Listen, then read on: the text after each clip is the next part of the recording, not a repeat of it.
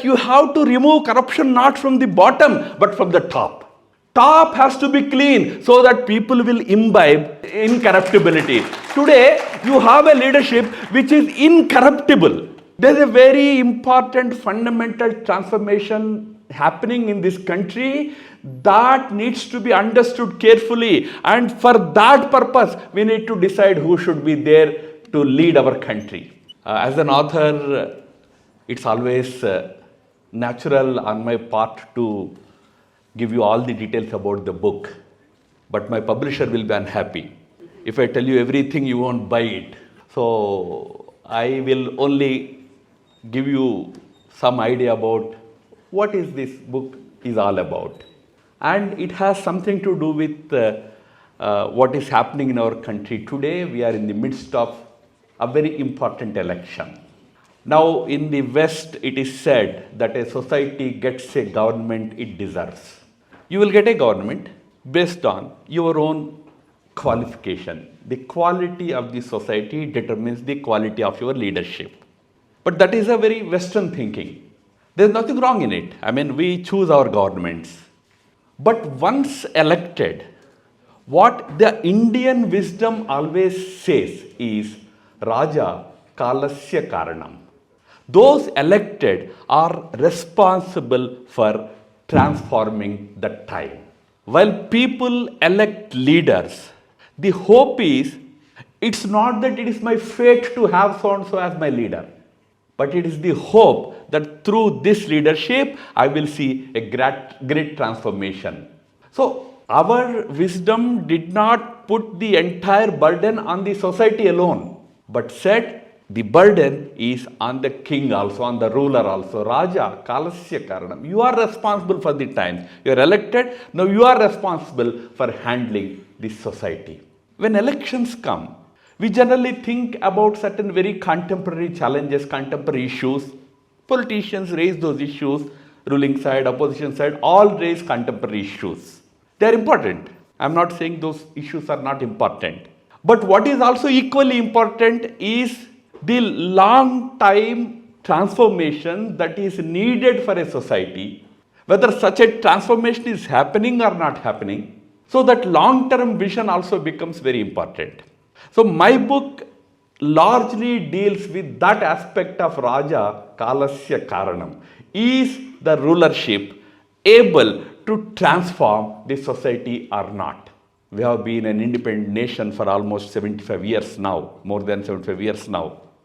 We had the luxury of blaming the British for first 3 decades, 4 decades. But if you find something wrong in your society today, and if you still try to blame the British, that is bankruptcy or cowardice today. You can't perpetually keep blaming the Britishers for what you face or what you suffer today. That means you are not doing anything. As an independent nation, you are only finding fault with your those who ruled over us during our great-grandfather's time. Our grandfather was ruled by our own people, our fathers were ruled by our own people, we are being ruled by our own people. But fortunately, today, reality is changing. We all experience it broadly speaking, everybody sees it. If today a foreigner steps in at the Delhi airport or Bengaluru airport, the first thing that he will tell you is, oh, your country has changed so much. This is a very common expression that we all encounter today. We see better roads. We see better infrastructure. We call it Hira. Hira means diamond. Hira in Hindi means diamond. But Hira is, in terms of infrastructure, Hira means highways, highways, railways and airways. In all these, a major transformation is very visible to the people. Some transformation that took time, but today we see that, we experience that. But friends, I am not going to talk about that. That transformation is what it is today. There is a very important fundamental transformation happening in this country that needs to be understood carefully. And for that purpose, we need to decide who should be there to lead our country. That fundamental transformation is happening in 5 areas.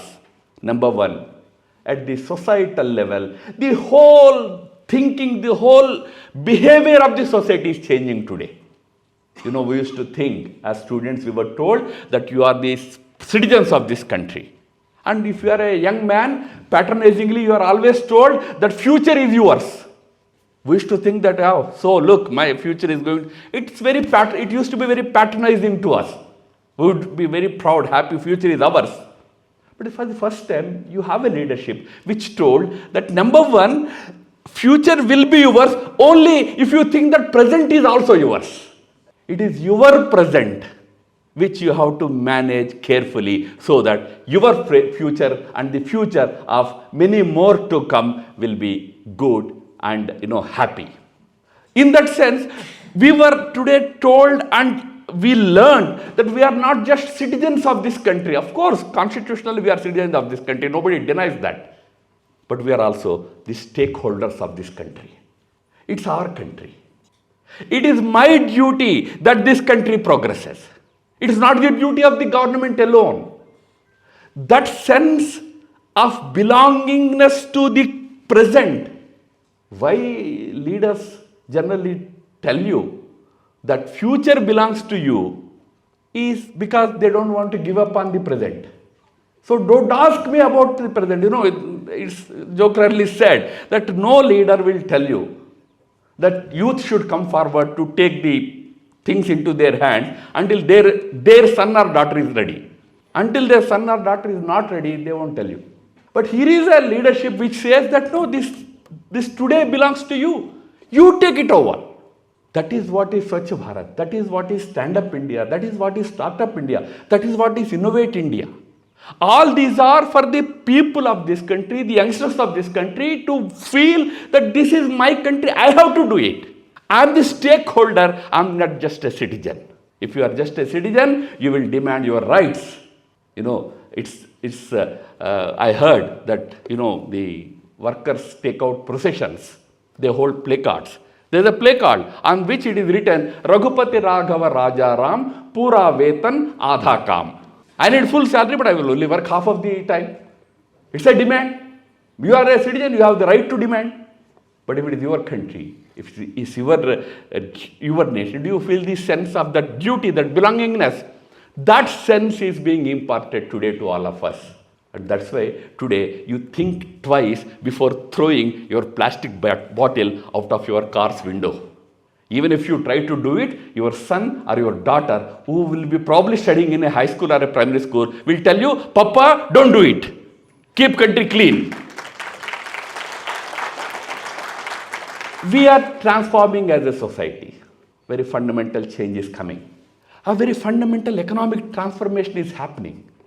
When I say economic, it encompasses economy, technology, innovation in all these areas. A new culture is developing. I am talking about the culture. Social culture is changing. Economic culture is changing.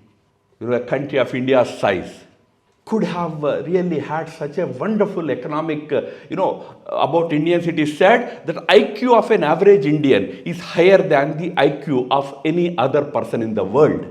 We are very intelligent people. But where do we use that intelligence for? India used to be known as one of the most corrupt countries in the world. There used to be an organization called Transparency International, which is still there in Germany. They used to rank countries in terms of levels of corruption. And, we used to be in the top 10 always. From there today, a country free of corruption largely. I mean, you can't remove corruption 100% probably, it will take time. But you have not only a leadership which is free from corruption, you have a leadership which is incorruptible. Remember, it's not enough to be non-corrupt. Everybody is non-corrupt until he doesn't have the opportunity to be corrupt. But when you are given that opportunity, can you still be non-corrupt? That is what is called incorruptibility. Nobody can corrupt me. That kind of incorruptibility is what we see today in the political system which flows down. You know what unfortunately used to happen in India is, we used to have a lot of fight against corruption and all that used to happen all the time. But how would it happen? You will catch hold of a clerk in a village taking a bribe of 500 rupees and declare that, in the war against corruption, we captured one fellow who is taking 500 rupees bribe in a village. Fair enough, you have to catch him. But what about somebody who is taking a 5 lakh rupees in the district headquarters, sitting in secretariat, district secretariat? What about somebody sitting in state secretariat taking 50 lakhs? What about somebody sitting in Delhi taking 50 crores? Narasimha he had his own share of corruption complaints, that apart. He used to say that you have to remove corruption not from the bottom, but from the top. Top has to be clean so that people will imbibe that, that incorruptibility. Today, you have a leadership which is incorruptible.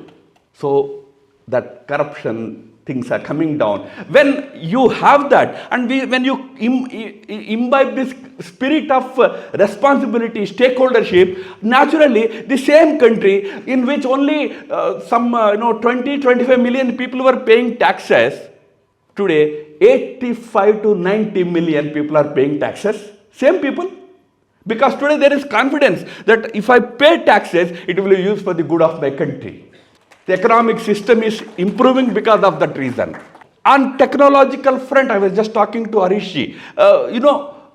We are today thinking in terms of creating semiconductor chips, manufacturing them here. We used to be a part of the design, but design also not for any Indian company. Texas Instruments or IBM. For those people sitting in Bangalore, we used to design because we are all intelligent, we are intellectual laborers. So Bangalore is full of them.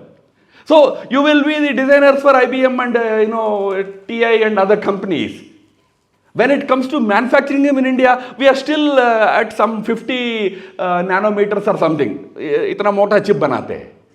Today he said 2 nanometer chips ban rahe hai duniya mein. And today we are aspiring to reach that level. Technologically, country is transforming. We are growing. A big transformation, a new culture is coming into our economic activity. Third, there is a new culture of security in this country. Security doesn't mean border security. Of course, borders have to be secure. And we have two big countries on either side of our country which are perpetual enemies of us, Pakistan and China. But the good thing is, as far as those countries are concerned, things have changed so much that there used to be a time, Bangalore also used to have bomb blasts by, ISI-inspired bomb blasts. We used to be, every year there used to be a number of such incidents in our country. We used to fear about our festivals. We used to fear about our transport facilities. We used to fear about our bakeries, our restaurants, our hotels. ISI wala aa jayega. Fear of that Pakistan trained terrorists. But today, Pakistan is afraid of our leadership. China has learned the hard way that you are dealing with a different leadership. It no longer tolerates any encroachment or any attempt at encroachment. It will, of course, diplomatically talk to us, protest, fight with us diplomatically, but also stand very firm on the ground. A new change, new culture of standing firm on the ground to protect every inch of our soil is what we witness today.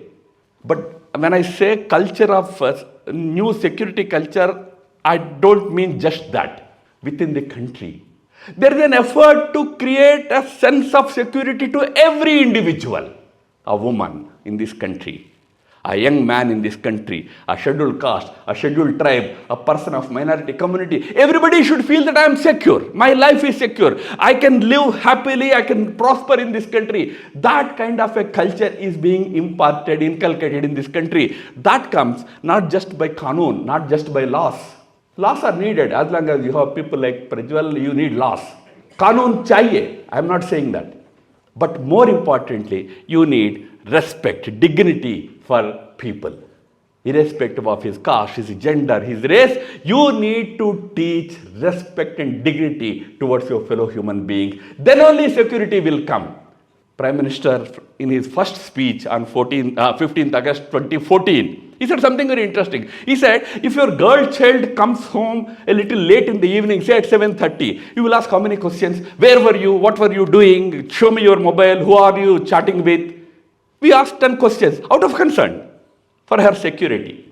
So Modi ji said, beta Mahapurush aata hai 11 baje raat ko. What do you ask him? Beta khaya ki nahi? Did you eat or not? But if only you ask him the same questions that you ask your daughter, where were you? What were you doing? Who are you chatting with? What were you doing all this time? You don't have to worry about your daughter.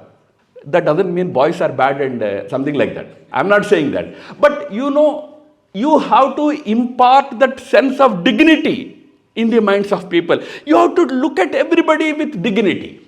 That kind of new sense of dealing with today this country can proudly say that a woman coming from one of the backward districts of one of the backward parts of our country is the first citizen of our country. When you see the President of India, there is a sense of pride.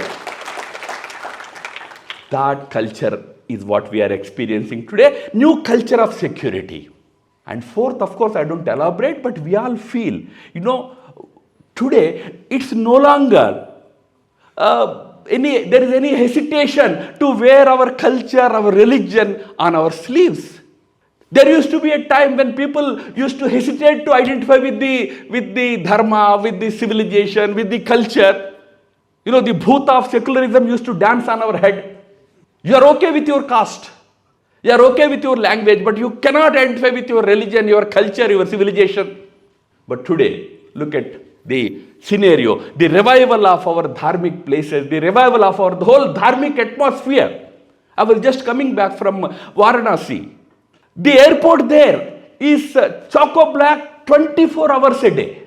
In fact, people in Varanasi told me that, sir, we don't get a chance to visit the temple anymore because, the queues are so long that we now gave up. We used to go every day. Nowadays, we go once in a while when we find crowds, less crowds. The whole country is going to Varanasi. Whole country is going to Ayodhya today. The whole culture.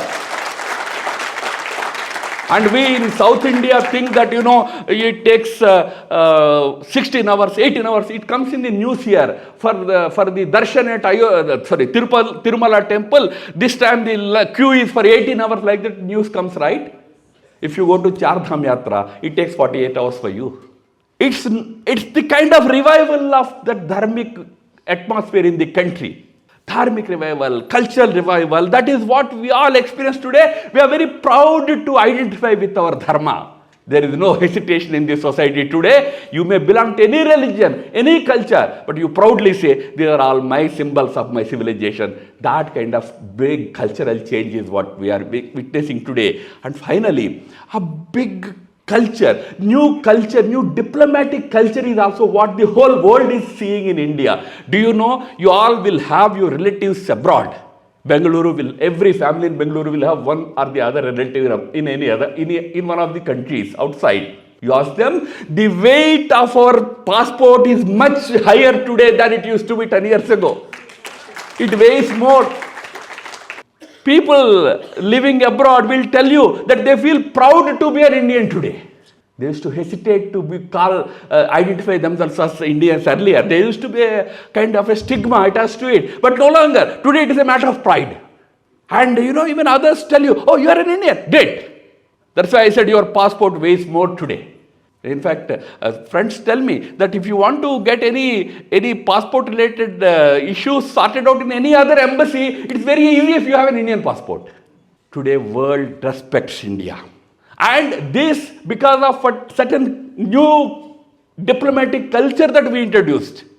Students of politics would know that we used to have something called non-alignment. Non-alignment was our movement in 1950s and early 60s until Nehru was alive. Not Nehru was alive, until 62 war. What non-alignment meant was that those days world was divided into Soviet bloc and Western bloc, America-led group and Soviet Union-led group. India said some countries, those who do not want to side with this side or that side, can have a non-aligned group.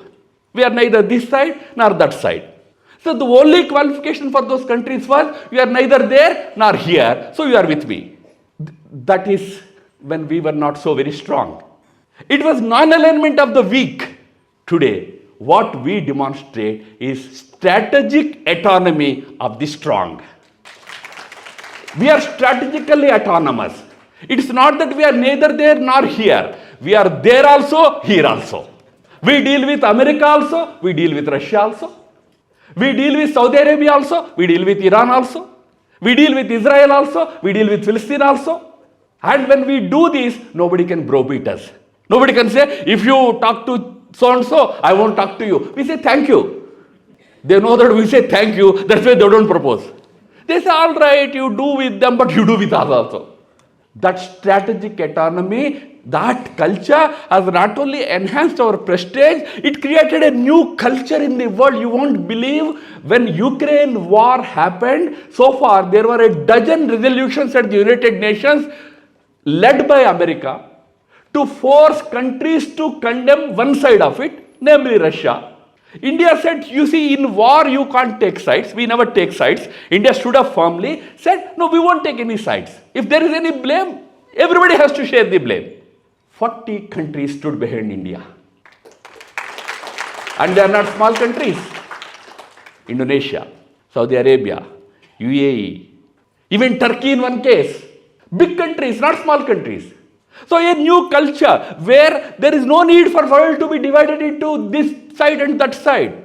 No need to declare that only one side is right and the other side is wrong. This new culture, new transformation is what even the world is witnessing today. But this fundamental change that is happening in this country is a very important change. In the process, India is being catapulted into a very important position as some kind of a friend of the whole world. We call it as Vishwamitra. We're rising in stature, rising as a country. Our economy is rising, our social cohesion is rising. No country which is divided can never achieve prosperity. Remember, for prosperity, country should be united. We are today trying to create that larger unity.